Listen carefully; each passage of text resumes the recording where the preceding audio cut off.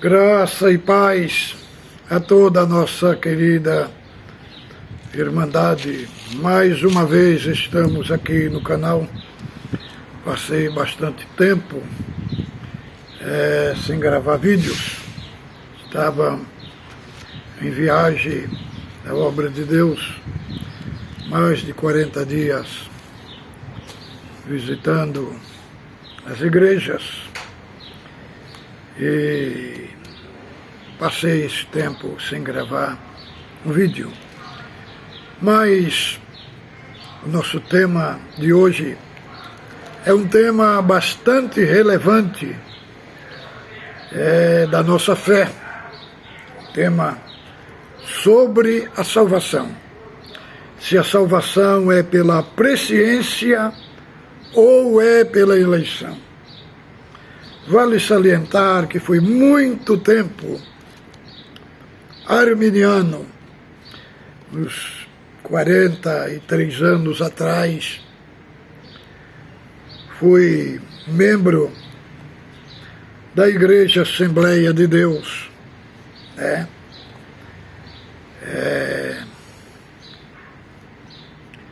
Então, lá congreguei muito e sempre discordei da salvação no sentido de linha de pensamento defendido pelos arminianos. Mas eu, em oração a Deus, li a Bíblia de joelho, e o Senhor me abriu na carta aos Romanos, me esclarecendo que essa salvação, este análise feito pelos arminianos a respeito da salvação, pela presciência de Deus, presciência no sentido que Deus olhou no corredor da humanidade, e viu os que havia de crer. Então Deus só salvou porque Deus olhou lá na frente, no corredor da humanidade, e viu os que havia de crer. Quando nós vamos fazer uma análise mais detalhada da obra da salvação, fazendo uma análise mais geral, envolvendo o Velho Testamento e o Novo, vemos que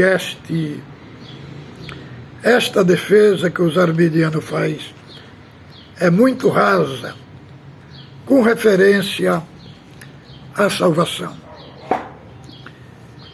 Então, irmãos, nós vamos abordar aqui hoje este assunto. É um assunto relevante da nossa fé, e vamos ver como é que essa obra acontece. Se esta obra acontece primeiramente no homem, ou acontece primeiramente em Deus. Então vamos aqui mostrar os textos bíblicos. Vamos para o primeiro texto aqui, Ezequiel, capítulo 11, verso 17. Vamos ver se é o homem mesmo que busca Deus, ou é Deus que busca o homem. Então, no capítulo 11, do verso 17, do verso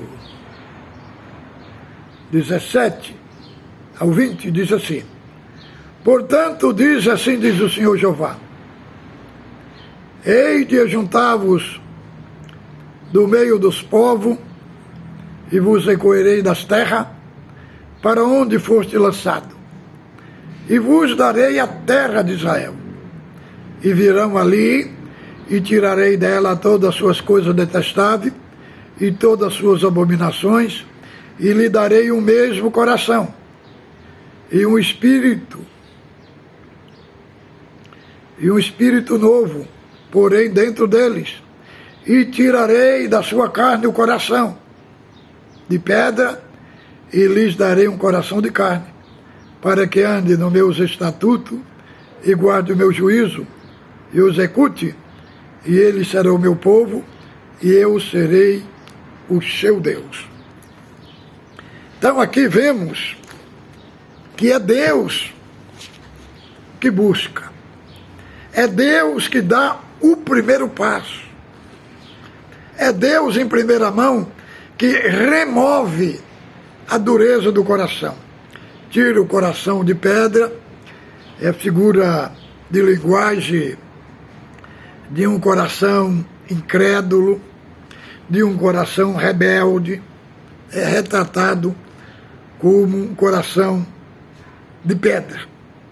Mas vamos ver outro texto que está Ezequiel, capítulo 36, verso 23 até o 27, verso 25 até o 27.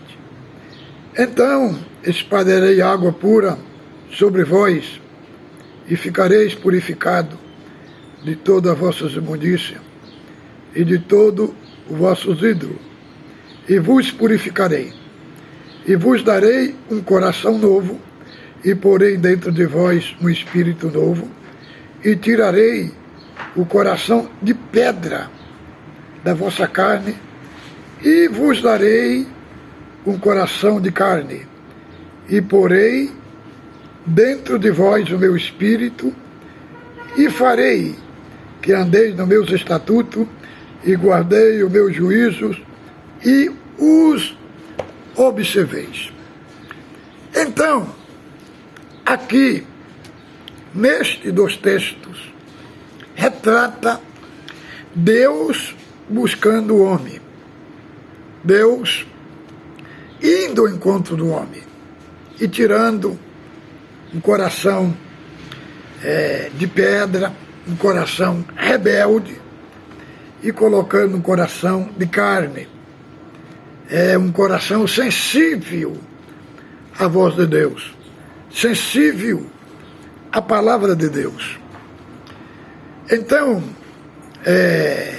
este assunto é um assunto extremamente relevante, que diz respeito à salvação. É Deus que dá o primeiro passo e vem ao encontro do homem e tira dele aquele coração de incredulidade, de ateísmo, de rebeldia, e coloca dentro dele um coração de carne, um coração sensível, e coloca dentro dele também o seu espírito. Agora, por que esta obra não acontece primeiramente através do homem? João capítulo 8, verso 34, diz assim: todo aquele que comete o pecado é servo do pecado. O servo não fica para sempre. Se o Filho vos libertar, verdadeiramente sereis livres. Então nós vemos que aquele que comete o pecado, ele é servo do pecado. O pecado é senhor dele. O pecado tem o domínio sobre ele, absolutamente. Então, como é que ele vai crer? Como é que ele vai sair do domínio desse senhor por uma iniciativa própria? Então, entendemos e compreendemos que primeiro vem uma regeneração parcial e amolece o coração do homem, o homem fica sensível à voz de Deus, e aí, pela palavra, é gerado a fé.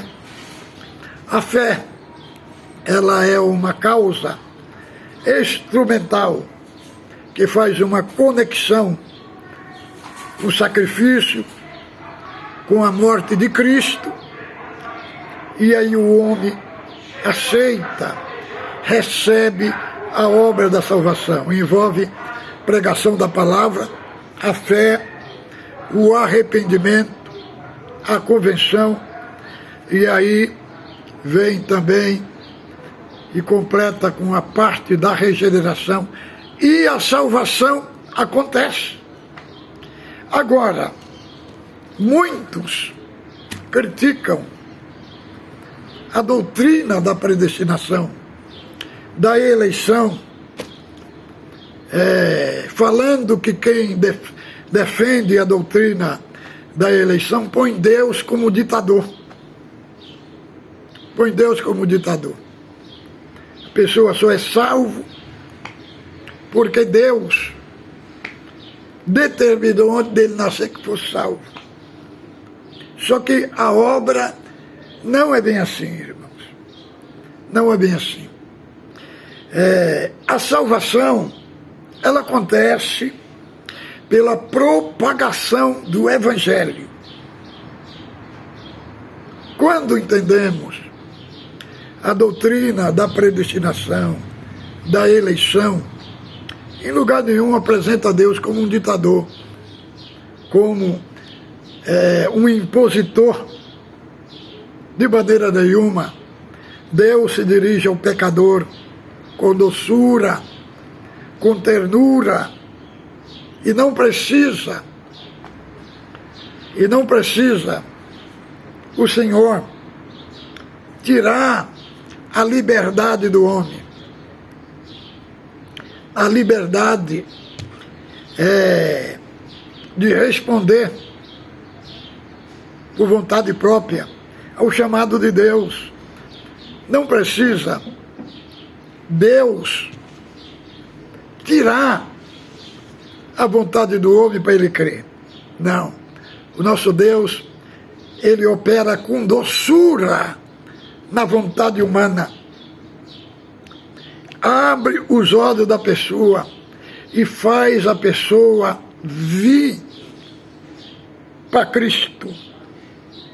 Então, não há uma imposição, nem uma ditadura de Deus. Deus opera na natureza humana, na vontade humana, e faz o homem responder o chamado de Deus livremente. Ele é livremente. Agora, por que os argumentos arminianos são muito fracos nesse sentido? Primeiramente, eles defendem que Deus restaura o livre-arbítrio depois da nova vida em Cristo. O livre-arbítrio é restaurado no homem, para o homem agir segundo o livre-arbítrio. Mas não é isso que nós vemos nas epístolas.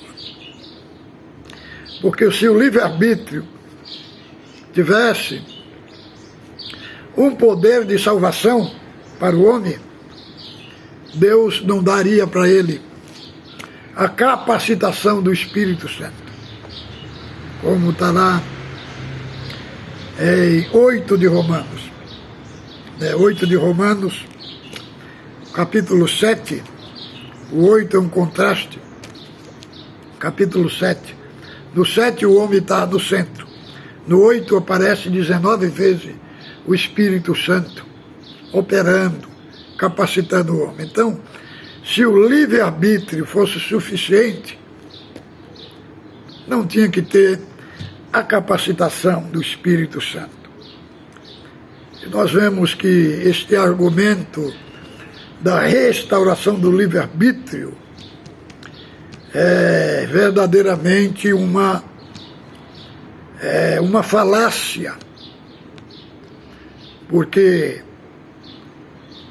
quando o Espírito Santo, quando Deus salva o homem, é reproduzido dentro dele a natureza divina. Então ele vai andar não pelo poder do livre-arbítrio, mas ele vai andar porque ele nasceu de novo, ele recebeu uma nova natureza. Então é o Espírito Santo que vai operar na vontade do homem e vai fazer o homem andar segundo Deus. Veja bem como este argumento que o homem é o homem em primeira mão que tem que procurar Deus. Vamos ver Efésios, do capítulo 2, até do verso 1 ao 4. Vamos ver que tipo de situação o homem se encontra. Se o homem verdadeiramente tem condição de responder ao chamado de Deus por sua vontade. Vejamos bem aqui. E vos vivificou, estando vós morto em ofensa e pecado, em que em outro tempo andaste segundo o curso deste mundo. Primeiro, prisão. Segundo o curso do mundo. Segundo o príncipe da potestade do ar do Espírito, que agora opera nos filhos da desobediência. Entre vós, todos nós andávamos antes o desejo da nossa carne, fazendo a vontade da carne e dos pensamentos, e era por natureza filho da ira como os demais. Primeiro, o homem estava andando segundo o curso do mundo, segundo a filosofia. Segundo, preso pelos príncipes da potestade. E terceiro, andando segundo a vontade da carne. Então, o homem estava preso em três aspectos. Preso pela filosofia mundana, preso pelos príncipes da potestade do ar e preso pelos desejos da carne. Então o homem estava morto e bem morto. Como que o homem ia responder à oferta da salvação? Então, irmão, por isso que para Deus tirar o homem pecador da mão desses três inimigos, ele deu o primeiro passo. Ele veio ao encontro do homem. Primeiro, tirou o seu coração de pedra e deu para ele um coração de carne, um coração sensível à voz do Espírito. E aí ele respondeu através da fé, do arrependimento e da conversão. Aí concluiu a obra plena e completa da salvação. Agora, em primeiro lugar, em quem começa a obra da salvação? É em Cristo ou é em Deus? O próprio Cristo nos responde aqui, no capítulo 17 de João, na oração sacerdotal. Vejamos como é que a obra da salvação, como a eleição, é a mais pura doutrina genuína da salvação. Vamos ver aqui.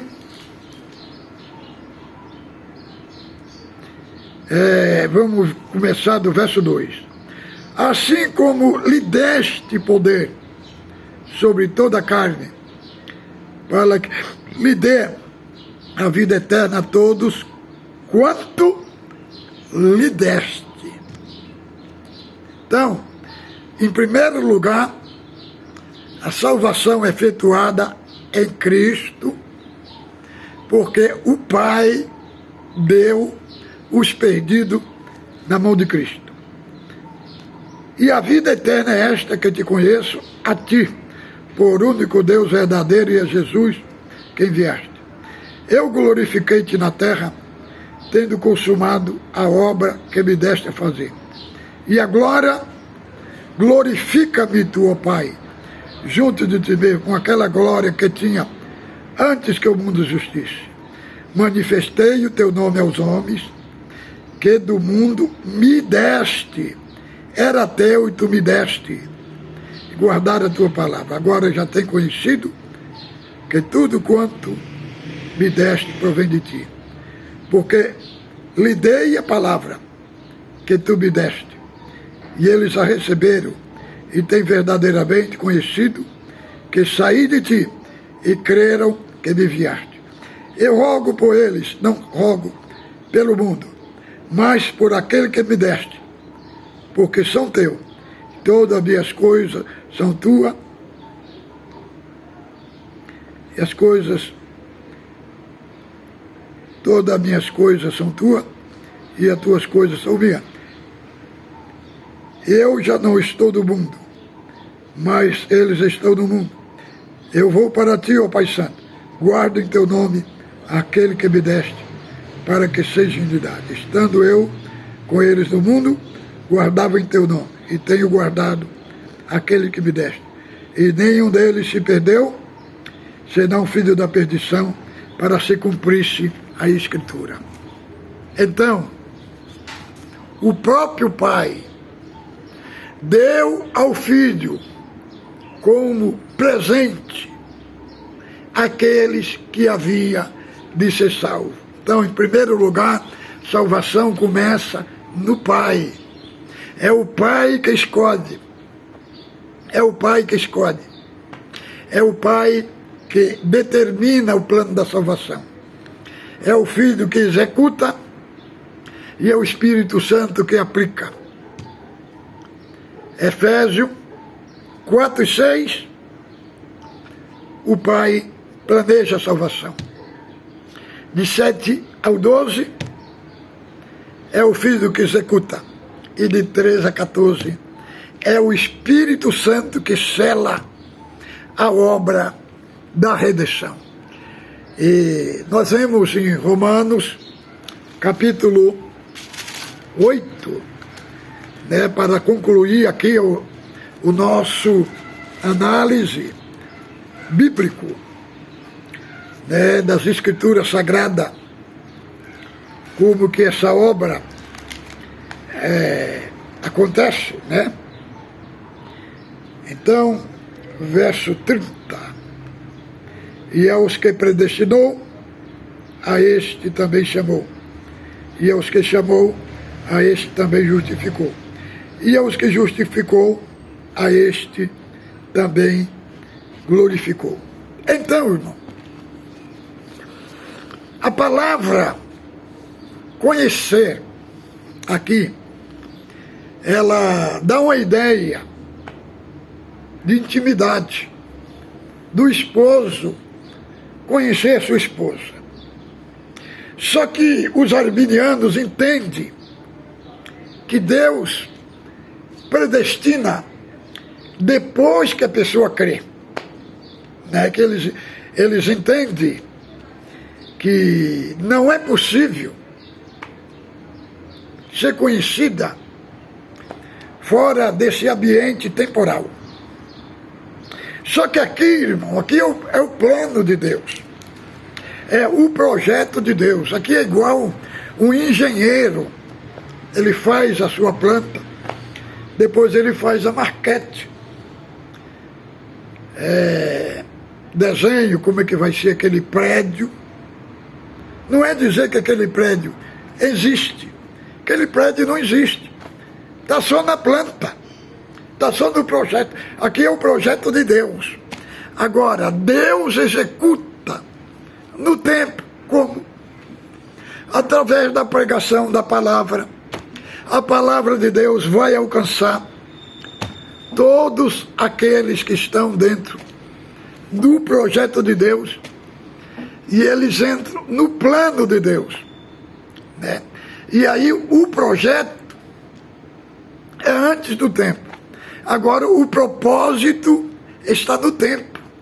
E no tempo a pessoa crê, né? E nasce da água e do Espírito. Então, em João aqui o próprio Cristo fala: todos aqueles que creram, ó Pai, foi que tu me deste. Então, irmão, e muitos colocam como se Deus fosse injusto, escolhe um e não escolhe outro. Irmão, todos eram perdidos. Por isso, a salvação é pela graça, não vem da obra para que ninguém se glorie. Fomos feitura sua, criado em Jesus Cristo para as boas obras, as quais Deus ordenou para que andássemos nela. Então, por isso que a salvação é pela graça, é o favor imerecido. São alcançados tantos quanto estão no plano de Deus. Então, irmãos, esta foi a razão porque eu saí da Assembleia de Deus, uma igreja maravilhosa, né? Mas eu não achei uma base plena, genuína, bíblica na doutrina arminiana. Não. Meu entendimento abriu e eu consegui ver uma análise que eles fazem muito raso da obra da salvação. Passando no nosso canal, não esqueça de se inscrever, de dar seu like, faça os seus comentários, comparta nossos vídeos, porque é muito importante para o canal que a plataforma digital do YouTube entende que quando se dá o like, né, porque gostou do vídeo, porque é um vídeo relevante da nossa fé. E o nosso assunto aqui é trazer uma análise genuína da salvação em Cristo Jesus. Fique com Deus, ósculo santo do vosso coração.